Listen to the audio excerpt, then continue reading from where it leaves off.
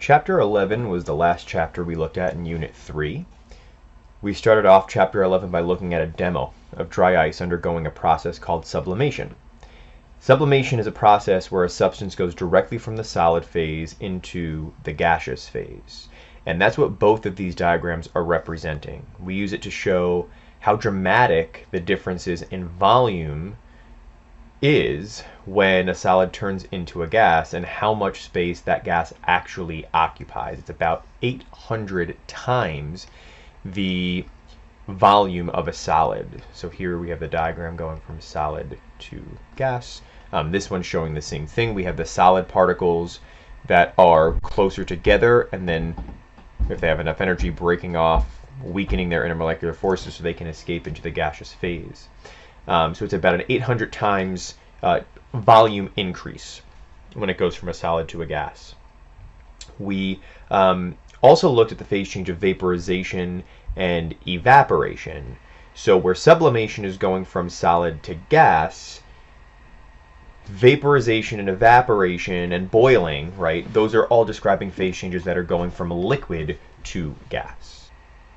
The process of vaporization and evaporation, they are related but different in that boiling occurs at one single temperature. So for example, with water, you have to bring the water to 100 degrees Celsius if you want all of the water to boil.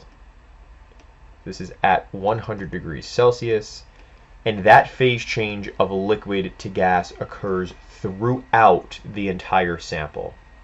Where evaporation can occur at any temperature, and the phase change of liquid to gas does not occur throughout, but it occurs at the surface. The surface molecules of the liquid are what's turning into a gas. Remember, we looked at in a sample of matter, all of the particles don't have the same amount of energy. Some have high energy, some have low energy. So with any given sample of matter, some of the particles will have enough energy, and for liquids that happens to be the particles or the molecules at the surface of the liquid have enough energy to turn into a gas, and they will do so. We looked at the distribution of air molecules, right, gaseous molecules in the atmosphere, to make the point that there are more of them towards the surface and less of them as you increase in altitude or increase in elevation. And we use this to introduce the idea of pressure. And we did a bunch of pressure demos, and we came up with a really simple definition for pressure. And we looked at it, although we said pressure is a force over an area, right? It's not just a force, it's a force over a given area. For us, in chemistry, we look at gas pressure. It's the frequency of collisions gas particles make with the container walls. And the more frequent or forceful the collision is, or the collisions are, the higher the pressure reading will be. And the less frequent or less forceful the collisions are, the less pressure there will be. We did a bunch of different demos to try and emphasize pressure acting in several different ways, relating it back to the atmosphere, looking at the pressure in terms of the number of collisions because there's more particles near the surface, and less as you increase in altitude. The pressure is higher down towards the surface of Earth, right down here, because there are just more molecules. Gravity is pulling the majority of the air molecules, the gaseous molecules, down towards the surface of Earth. And therefore there's more collisions that are being made near the surface. Pressure decreases as you increase in elevation because there's less molecules and therefore less collisions, so therefore the pressure would be lower. One thing we tied pressure back to is explaining why pressure would increase or decrease. It's coming from the number of collisions. So here are examples of gas particles that are in a container. And every time they collide with a container, they are imparting a force over a given area. And every time they make a collision with the wall of the container, we would get a pressure reading from the force that they are imparting over the given area of that space in which they are colliding. If we put a pressure gauge inside here, it would register literally how often the gas molecules are colliding with the sensor of that gauge. And one of the demos that we looked at the suction cup that was on the desk. I believe I put it on a desk or one of the lab tables. And one of the reasons why a suction cup works is because when we push the surface of the suction cup against the table, we are removing essentially all of the gas that's underneath the suction cup. So there's less gas particles colliding under here, way more gas molecules colliding on the outside of the suction cup. So because of that, there's more frequent collisions on the outside. That means there's more pressure pushing on the suction cup than there is underneath the suction cup pushing up. And because there's more air molecules pushing on the suction cup, the atmospheric pressure is so much greater than the pressure underneath the suction cup that it's being pushed down to the table and stays there until we open from the bottom, open it a little bit to let some air rush back in. So remember, we said a suction cup is really a bad misnomer. It's not being sucked to the table, it's actually being pushed to the table by the greater atmospheric pressure.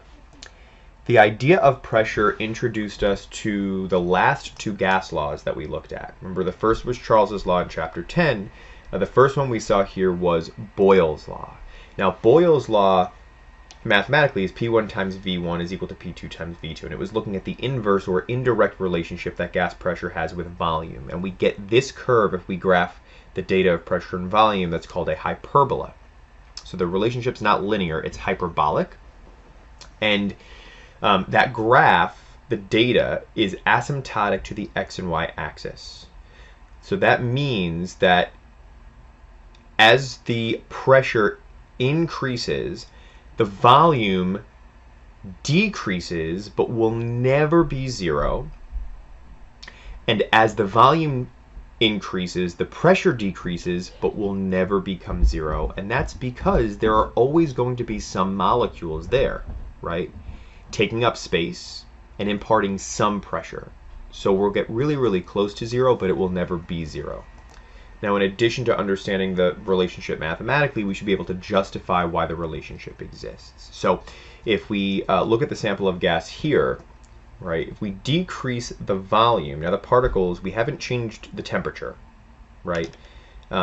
The average kinetic energy of the particles is remaining the same. So they're not moving faster. That's one important piece to understand here. If we're not changing the temperature, the average speeds are not changing. What is changing is how far the particles have to move, right? The space they are occupying before they make their next collision. There's just less occupied space here. So because there's less space to move, they're going to make more frequent collisions in the container. Again, going back to pressure, more collisions means higher pressure. Let's look at a couple of examples here. Sample of oxygen gas has a volume of 150 milliliters when its pressure is 0.947 atm. What will the volume of gas be at a pressure of 0.987 atm if the temperature does not change? So analyzing the problem, temperature is not changing, pressure and volume are. That's how I know that we have Boyle's law. It's P1 times V1 is equal to P2 times V2. So I have a volume initially of 150 when the pressure is 0.947 atm. And the pressure is changing to 0.987 atm, and we want to find out what the new volume is. Now again, making a prediction, the pressure is increasing, and knowing that the relationship is inverse, I'm going to predict that the volume is going to decrease if the pressure is increasing. And if we calculate, we should get a final volume of 143.9 milliliters. It fits with my prediction. It definitely decreased, and not by much, because the pressure only increased by a little bit. If I have 5.6 liters of gas in a piston at a pressure of 1.5 atm and compress the gas until its volume is 4.8 liters, what will the new pressure be? They don't mention temperature here, so if they don't mention it changing, we assume that it's constant. Again, we have Boyle's law, inverse relationship, so we multiply the variables to get a proportionality constant. 5.6 liters of gas at a pressure of 1.5 atm is going to be equal to the new volume, which is 4.8. We compressed the gas. It's occupying less space now, so we're going to predict that the pressure is going to increase because the gas particles are going to make more frequent collisions. And we should get, if we calculate that, 1.75 atm. Now, the last individual gas law that we looked at was Gay-Lussac's law. Now, Gay-Lussac's law mathematically is P1 over T1 is equal to P2 over T2. And Gay-Lussac's law is relating, obviously, pressure and temperature. This looks a lot like Charles's law because, like volume and temperature, pressure and temperature is a direct relationship. They are directly proportional. As temperature increases, pressure increases, and vice versa. So how do we explain that? So if we take a look at this sample of gas, the sample of gas here, if we go first back to Boyle's law, this was being done in a flexible container. The only way, like for Charles's law, that we can observe a change in volume is if the container is flexible, meaning it can expand and contract to allow the volume to change. In Gay-Lussac's law, the container is rigid, meaning that the volume is fixed. The volume cannot change. So for the container purposes, if we have a flexible container, it can either be Charles or Boyle's law, because volume will change. If it's rigid, it's going to be Gay-Lussac's law. So in this sample, the number of particles are not changing. If we increase the temperature, they are moving within the same space, but we're making them move faster. They're going to want to expand, like Charles's law. But because they can't, because they're in a rigid container, the next thing that happens is that pressure increases, right? They start moving faster, they want to move further apart, but they can't. So what happens is they start making more frequent collisions as a result. And in this case, the collisions are also more forceful because the particles have more energy. And if they're making more frequent and forceful collisions, that means that the pressure is going to increase. So in this example, a steel container of nitrous oxide at 10.4 atm is cooled from 33 degrees Celsius to negative 28 degrees Celsius. What is the final, this should be, what is the final pressure at constant volume?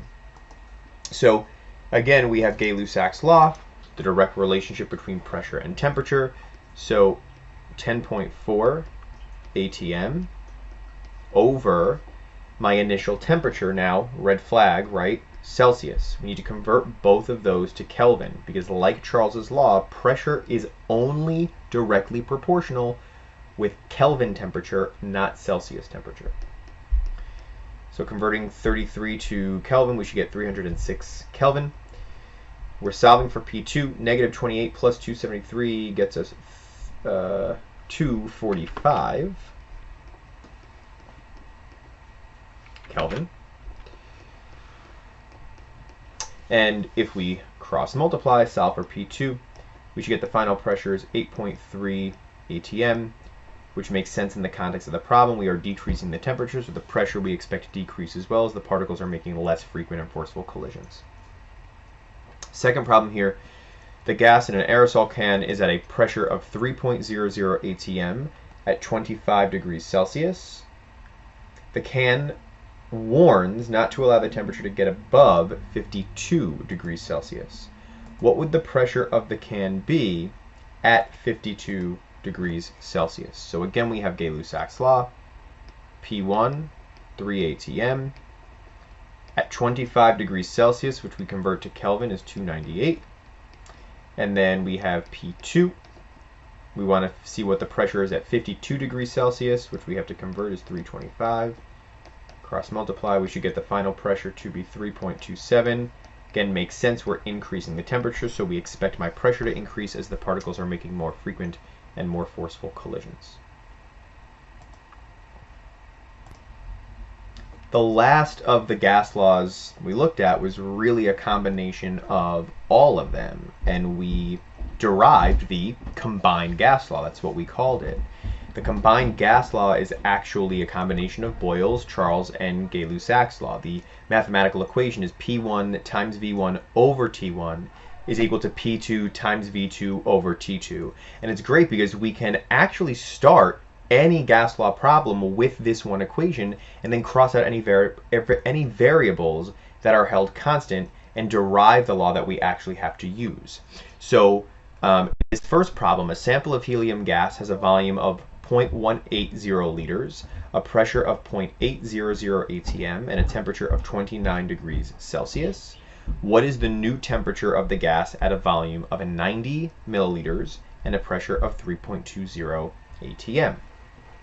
So in this case, I see an initial volume, and they want me to figure out, well, I see an initial volume and a final volume. I see an initial pressure and a final pressure. And I see an initial temperature, and they want me to solve for what the new temperature is. So in this case, all three variables are changing, so I'm going to use the combined gas law. Boyle's, Charles, or Gay-Lussac's would not be sufficient for this sort of a problem if I have everything changing. P1 is 0.800 atm. V1 is 0.180 liters, but what you should notice is that this volume's in milliliters and that volume's in liters, and they both need to be in the same unit. Doesn't matter what unit it is, but they have to be the same. So I'm going to convert 0.180 liters to milliliters. We get 180. The red flag of Celsius, we need to convert those to Kelvin. Here's my second pressure. My second volume, and we're going to solve for what the new temperature is. And if we solve, we should get that the final temperature is 604 Kelvin. So T2 is equal to 604 Kelvin. Second problem, a sample of nitrogen gas in a constant volume container at 25 degrees Celsius has a pressure of 2.50 atm. Determine the temperature in Celsius if the pressure is increased to 4.25 atm. Now notice in this problem, I see temperature and I see pressure changing, but I don't see volume. They don't mention volume. So we assume volume's constant. Now what's great, like I said before, is we can start with the combined gas law, but if volume's constant, just knock it out of the equation. It'll be the same on both sides, whatever the value is. And then I derive Gay-Lussac's law, which is the law that's being observed here, and then I can plug in my numbers.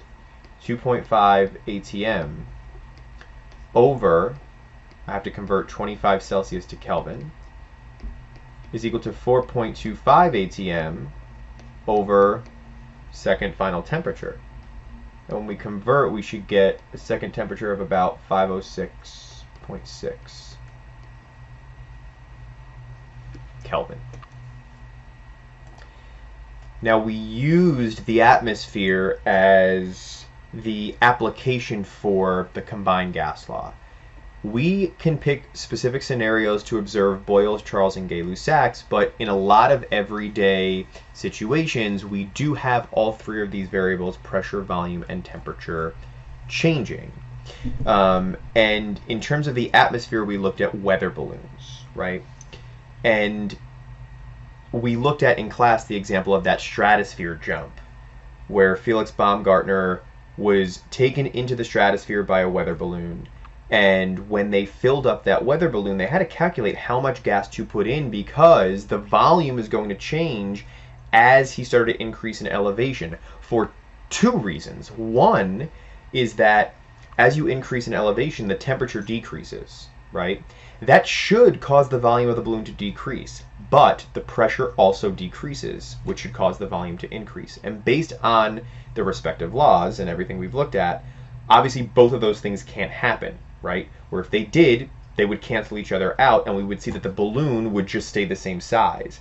But we know from that video and from when we release weather balloons into the atmosphere to collect weather data, like pressure and atmospheric temperature, wind speed, all of that stuff, that the balloon will increase in volume. By the time that he finally got to the stratosphere, we saw the same thing happen, right? That balloon went from looking like it was barely inflated to being extremely large in volume.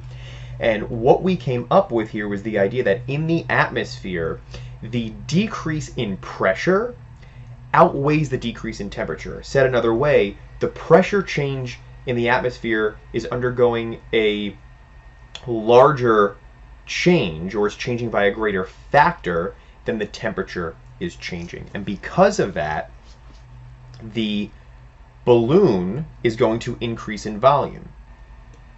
So the important thing here is that when we're dealing with the combined gas law, if you want to make a prediction, it's a little trickier because you have two variables changing. But if you want to figure out what happens, let's say, to the volume of gas, we have to look at, is the temperature increasing or decreasing? Is the pressure increasing or decreasing, and by what factor? Is the pressure changing by a greater factor than temperature? If so, it's going to have greater effect on the volume, or vice versa. The very, very last thing that we looked at was cloud formation. And in terms of temperature and pressure, we looked at air masses in the previous chapter and how they act when they are warm and cool. When air masses cool and drop in temperature, they're more dense. Remember, the particles slow down, they come closer together, so they will sink to the surface of Earth. And that's what causes a high pressure area, because high pressure means you have all of these gas particles that are really, really close together, right, that are up here, and because it's cooler up in the atmosphere here, they're going to come closer together and sink back down towards the surface of Earth, and now they're going to make all of their collisions down near the surface of Earth. As they heat up, what will happen is these particles here will start to move further away from each other and become less dense and move up into the atmosphere. And that's what creates a low pressure system, because we don't have as many molecules near the surface of Earth anymore making collisions. They're all now up here. Well, what happens when you increase in elevation? Especially the water vapor that's in there, they're going to cool down because the temperature decreases as you increase in altitude. And they will cool down and they will condense back into liquid droplets. And those droplets will coalesce into clouds, and eventually, once the clouds become too heavy to support the liquid water, it will fall back down as precipitation. So this is what's going on here in terms of what's optimal for cloud formation. For temperature and pressure values, you will see or experience during cloud formation, it's a low pressure on the surface of Earth because all of those molecules have gone up into the sky.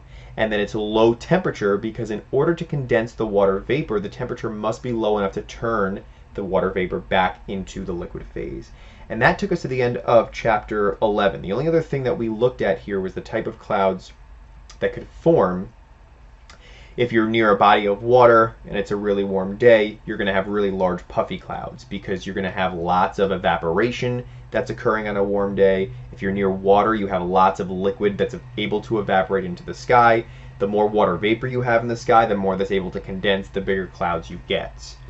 If we have a really cool day, you're not going to have the big puffy clouds. You're going to have the sort of wispy thin stratus clouds because there's not a lot of water vapor entering the atmosphere. So the size and the type of the cloud has everything to do with how much water is in the atmosphere when it condenses to form a cloud.